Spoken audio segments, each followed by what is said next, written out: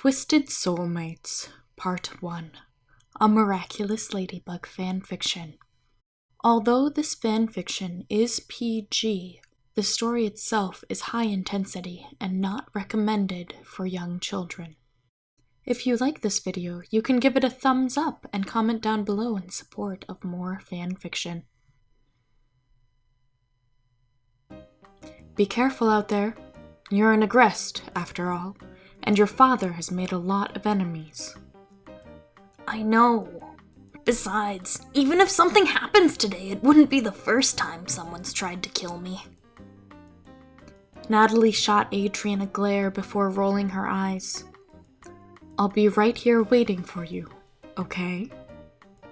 Yeah, see you soon! Adrien felt a rush of love for the woman as she rolled up her window, grateful for her worry.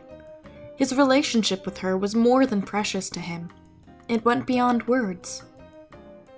He turned to look at the cathedral, awed by its presence. Notre Dame demanded to be noticed, and Adrien was more than happy to give it his attention. Besides, today was the day. Today was the day he got his hint. Today, he'd see his soulmate. He restrained himself from scampering up the steps, heart racing with excitement.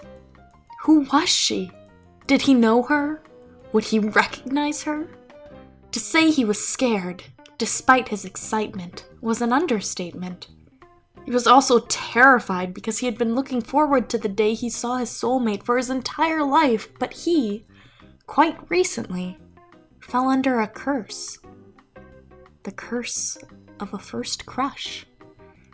In all of his teenage angst and pent-up frustration, Adrien turned to a vigilante lifestyle, recruited by a guy named Plague to join him to clean the streets of Paris.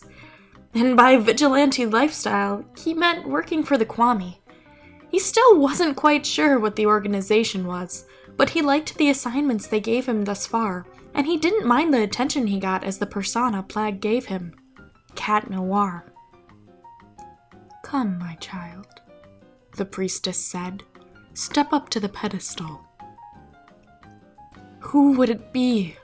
Was he ready to let go of his crush? Would he become a fallen and abandon his destined one? He slowly moved forward, peering into the bowl of holy water.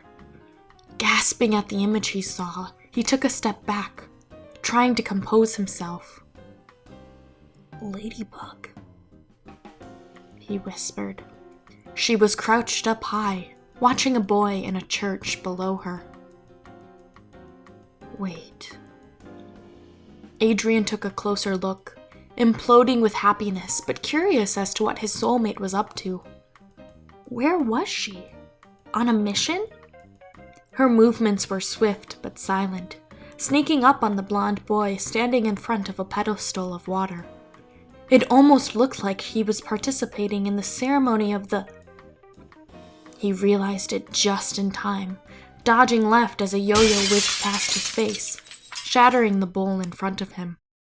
Had he moved right, she would have killed him. But why? Why was she attacking her soulmate? Did she not know their destiny? Did someone put a price on his head again? Did she have beef with his father? No, not Ladybug. There had to be an explanation. She was better than that. The training Plague put him through was paying off. Adrien made his way to the roof in no time and turned to face her, his bugaboo, confusion in his eyes. Why are you doing this? He yelled, voice echoing across the bells. I'm sorry, Adrien, but I have to. Don't dodge the question. Why? Do you not realize it? We're soulmates. Ladybug, you and I are meant to be. She didn't reply as she stepped closer, walking the yo-yo at foot level. How she was able to keep it on the rooftop, he'd never know.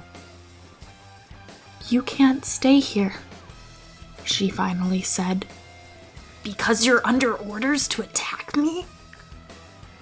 Nobody's telling me to do this. Then why? Because we're soulmates. Her answer took him off guard, leaving a moment for her to attack. She grazed his shoulder, ripping his jacket and bruising his arm. Adrien didn't understand. What was happening? Why was she doing this? If we're soulmates, he said, then let me help you. No one can work through this better than us together. No. No? I have to kill you, Adrien, she said, her voice cold. Because you're my soulmate. He just barely dodged her next attack, jumping to a different ledge for safety. The path he could take to get downstairs, back to the public eye, was in jumping distance, and he leapt for it.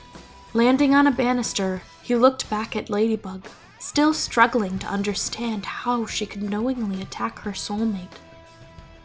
Over the next month, he'd wish he hadn't turned back, because what he saw, if only for a moment, was a girl hiding behind a mask. Tears welled up in her eyes as she fought them back. If he hadn't seen that, then he wouldn't have hoped. If he hadn't seen that, things would have turned out differently. If he hadn't seen that, Natalie would still be alive. But that part of the story comes later.